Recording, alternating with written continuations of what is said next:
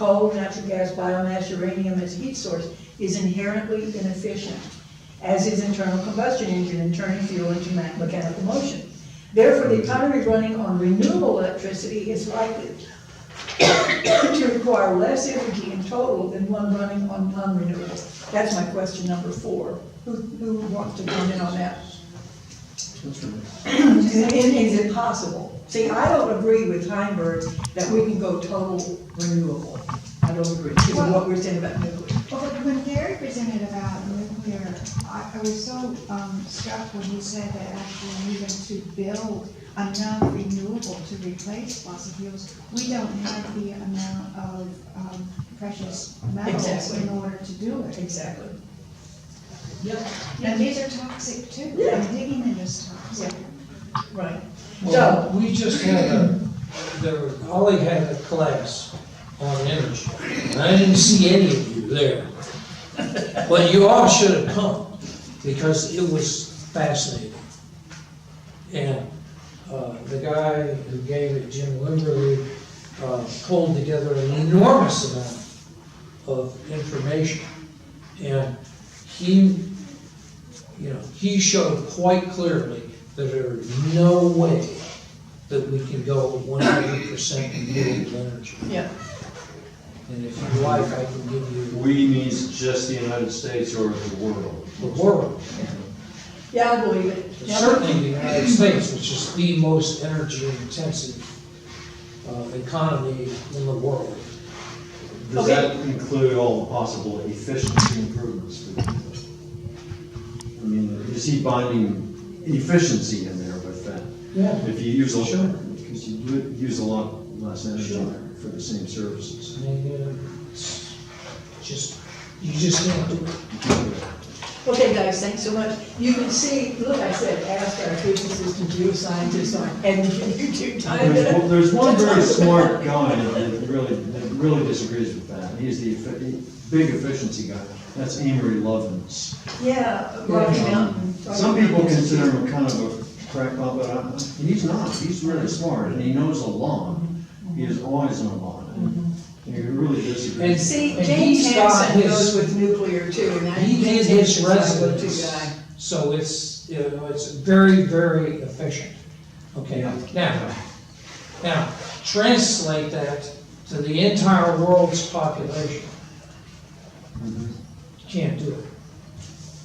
Because it costs too much money to do the efficiency measure. Costs too much money, there's too much existing infrastructure that would have to We're be going right here, totally- okay, all right, it's the next sentence, and this, you guys, you almost could get this. Here are the inefficiencies: losses from energy storage, long distance transmission, trade-offs between costs for making renewable energy system act like the current system, and costs for adapting current usage patterns to inherent qualities of renewable.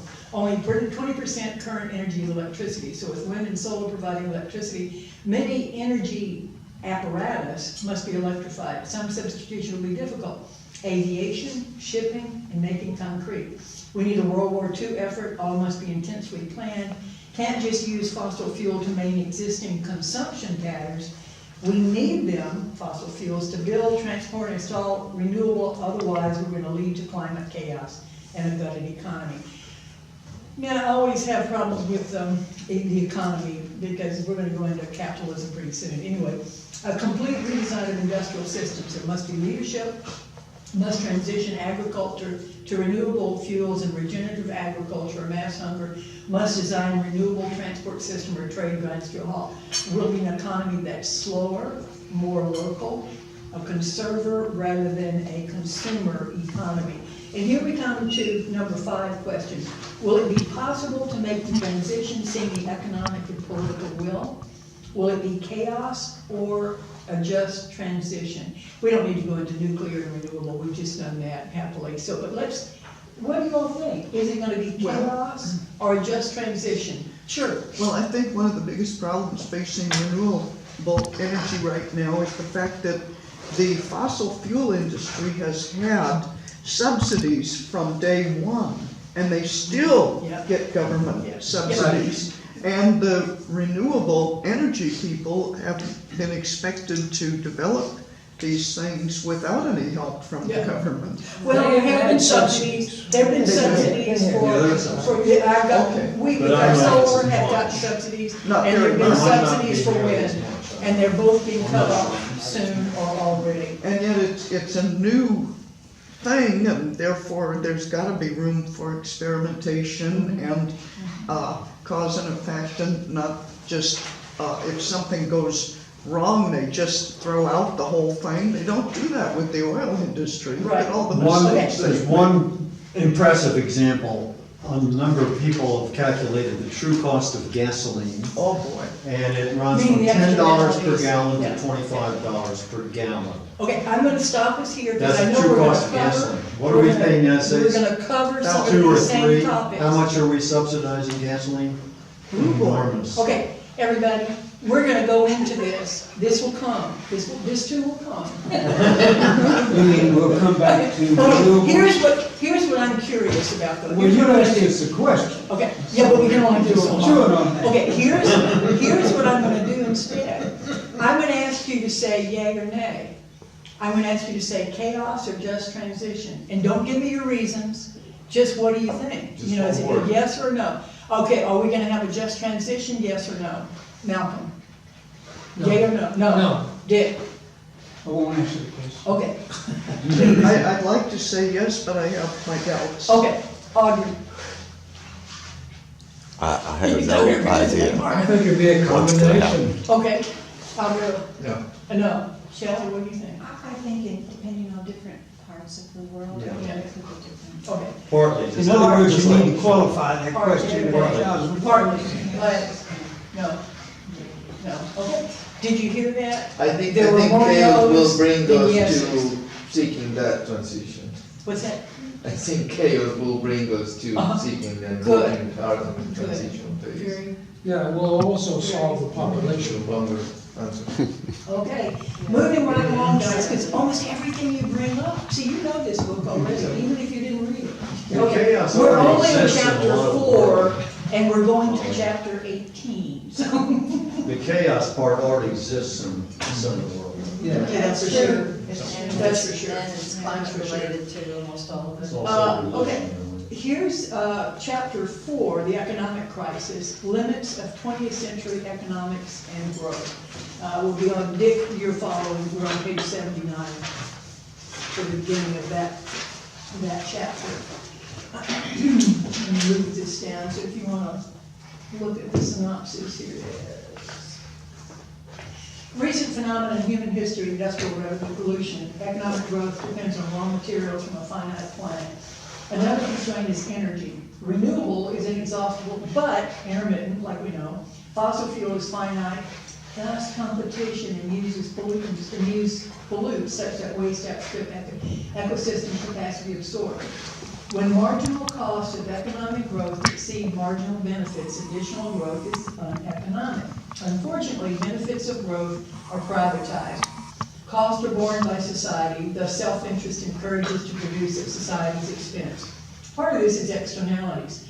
The challenge to build economic system not exceeding planetary boundaries, yet being capable to satisfy human needs for all. That's the challenge. Complex systems, highly nonlinear, emergent, unpredictable.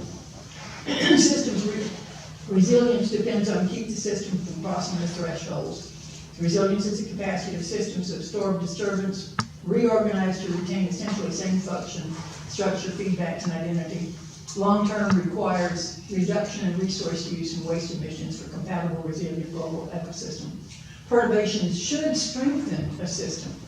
Redundancy and small size build anti-fragile systems. Let's see what page 85 says. If it's something we ought to read, we just leave it out so we can move along. I have a question. and Sure. That is, since we are getting less product for more investment, I'm talking about the return on investment, how much energy is actually going into the production of these fossil fuels, and if we just got rid of that, we would be using so much. Do you less remember energy. that ratio for EROI, 100 to 1 is when we Right. first started doing oil and Right. gas 150 years ago, and now it's gotten down to almost 3 to 1, 3 or to in some 1. cases 1 to 1. So that gives you an idea, that's the best I can come up with. Here's the current market system, y'all are gonna love this, those of you who think like I do about neoliberal capitalism. Market economies are poorly suited for building resilience, allocating essential resources. One of the main problems arises from mainstream economic theory, which maintains that free markets are self-regulating systems that guarantee a resilient equilibrium, balancing supply and demand of all goods, services, and factors of production.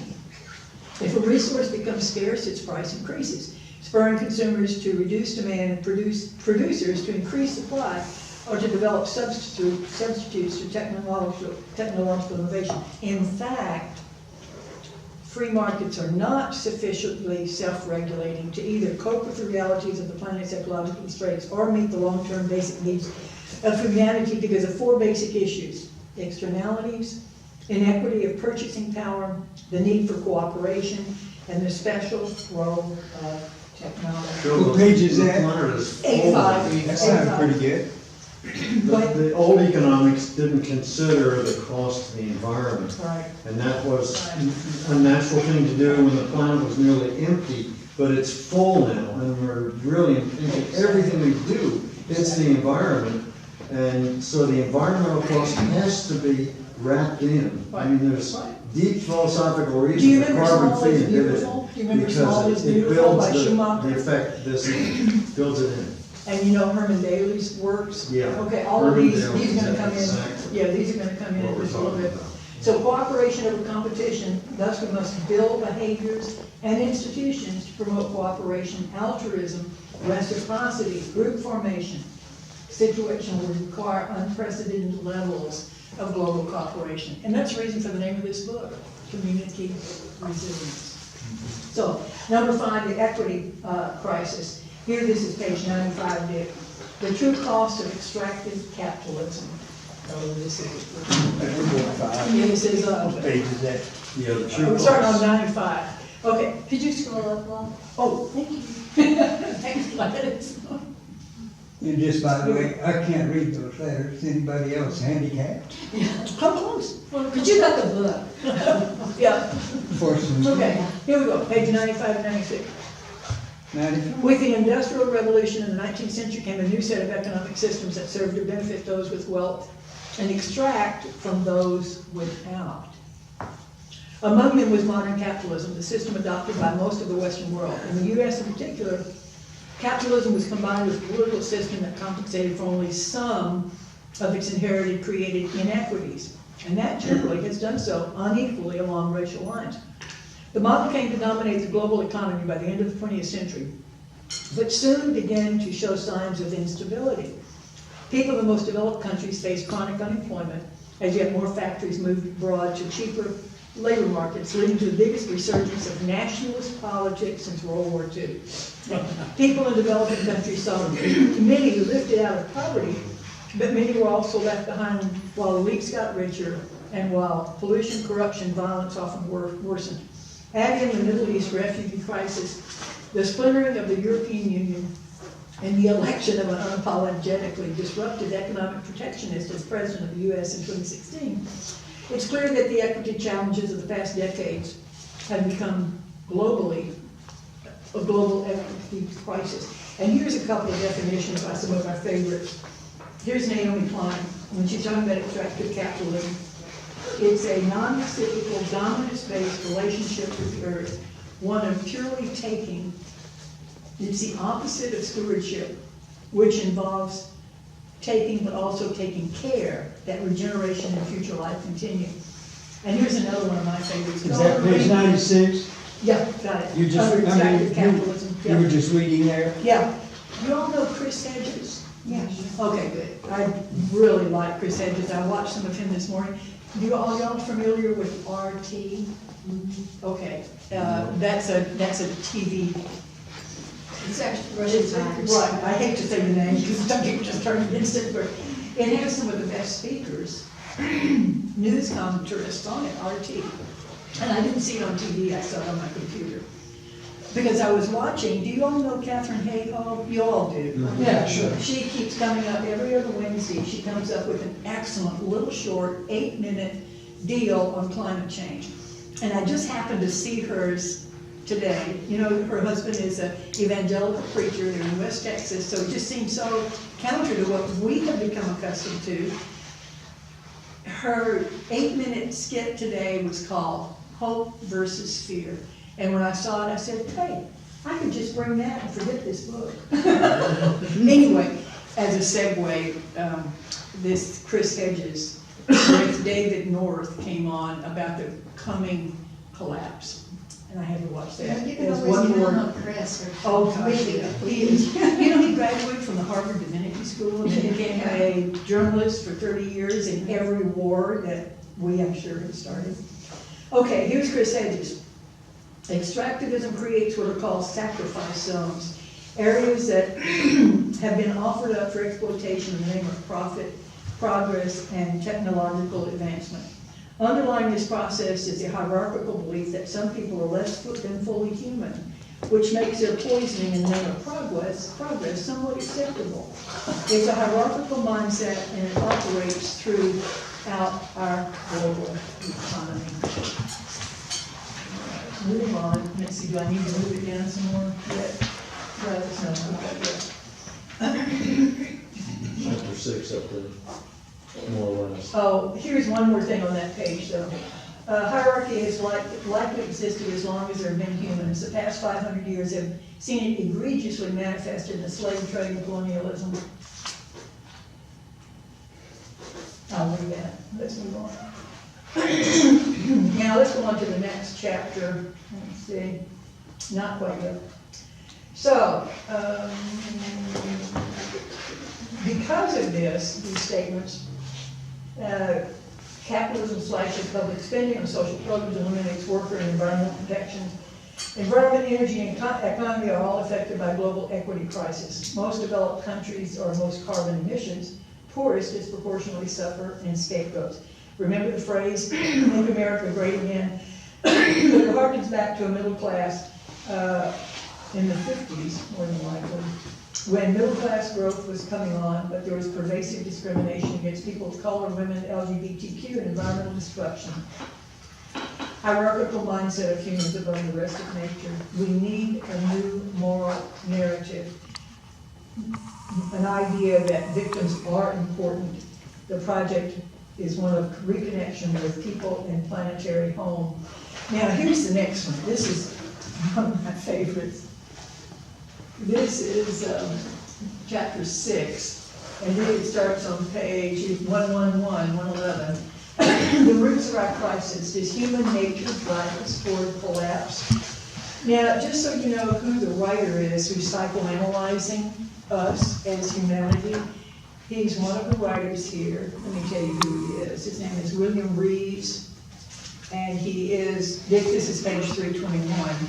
He's the originator and co-developer of ecological footprint analysis. 321, just to tell you who William Reeves is, who wrote this chapter. He's the one who wrote this chapter, Psychoanalyzing Human Nature.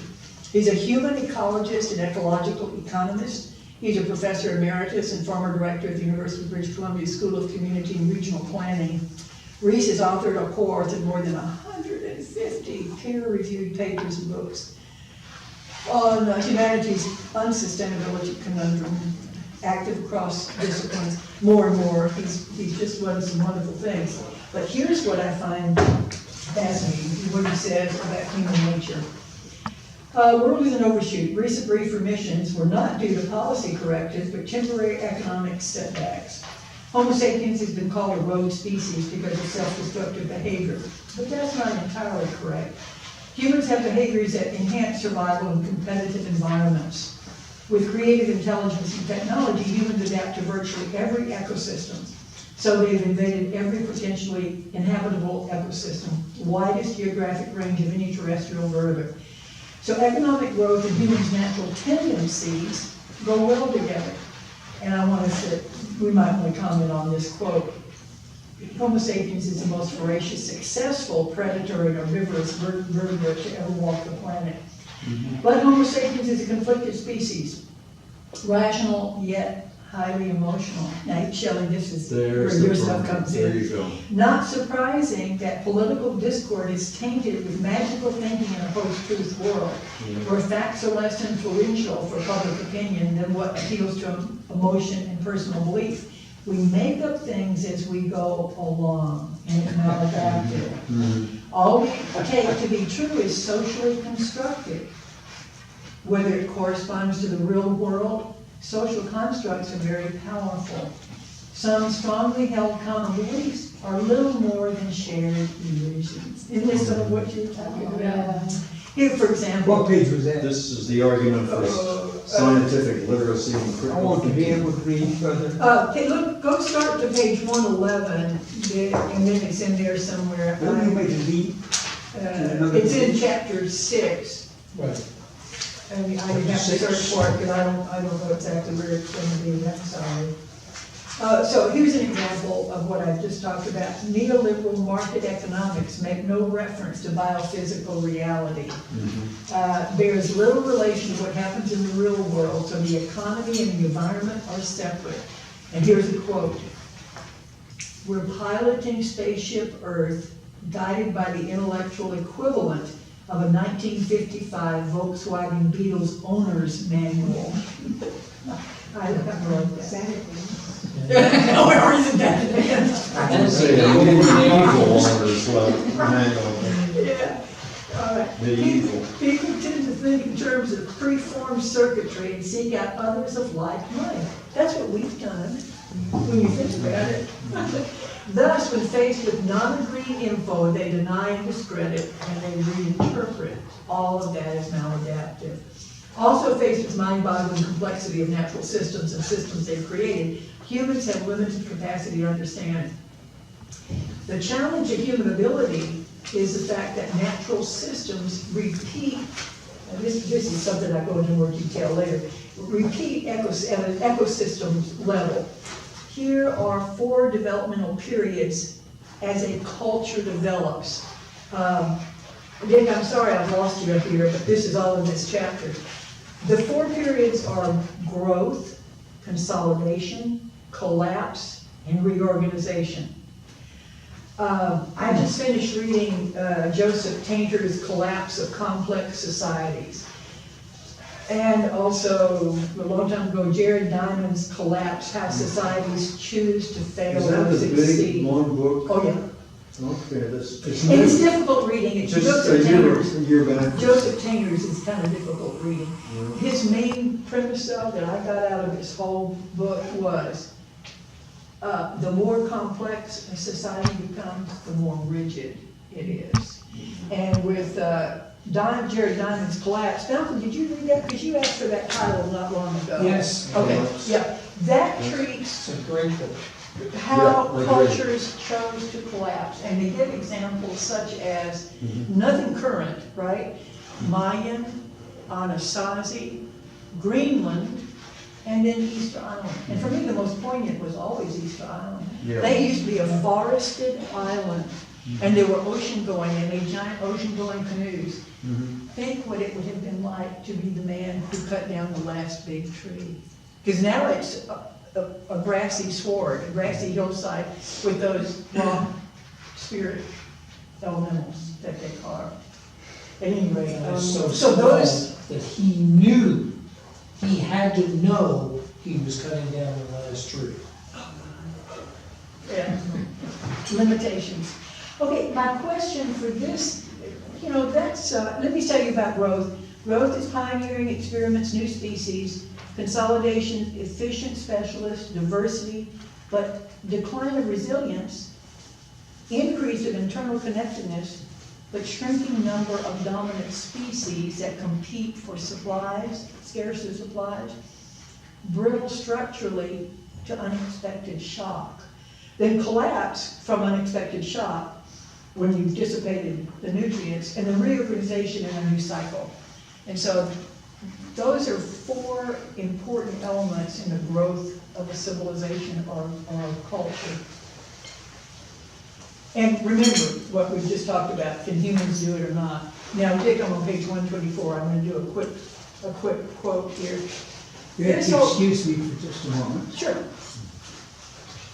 Is this a 50-yard line break for Dave? Oh, go right ahead, Tim. Let's look at It's it. gotta be a break. There's no time for the rest of us. This whole chapter has been dedicated to showing why such a reasonable, consistent with the evidence community is unlikely. So all those nays a few minutes ago is unlikely to be realized, but perhaps things are changing. This may be the new age of unreason, though there are also signs of awakening. Many citizens have come to realize that for the first time in human evolutionary history, collective reason must prevail over subliminal drivers. And he gives us an example of short-term narrow self-interest. If civilization is to survive, if enough people so awaken, it would constitute a conscious cultural adaptation to a truly unprecedented predicament. It may also well be the only thing that can ensure that there will be additional generations of Homo sapiens. So this was a chapter that I thought was very important, because it has to do with what we're holding up here. Okay, now we go into the next section. This next section, sure. I have a question here. Why does it say that we are herbivorous when we're actually omnivorous? Don't know. I don't know why he's saying that. Well, he says predatory, which would put in the omnivore part, but then he says also herbivore. So there are cultures who probably, this is just logic thing, I don't know, you know, he didn't explain that. This is just. Probably try to encompass the whole spectrum. That's what I, Yeah, they that's what cut I down think, a yeah. lot of trees So- in the process of My building question- whatever they're building, Right. even if they don't eat them. My they- question for this chapter was that I used the word maladaptive. You saw it on there many times. What do you all think? Are we maladaptive? It said, but in competitive situations with technology, we do good. Most of you said no for that chaos or just transition. So I guess I won't work on this Well, it anymore. depends on your definition, or if you define that we are actually despoiling our environment, it's leading to our destruction, that seems like a maladaptive behavior. Right, right. He said We're not- maladaptive so many times in this chapter. The trouble is, it's kind of a paradox.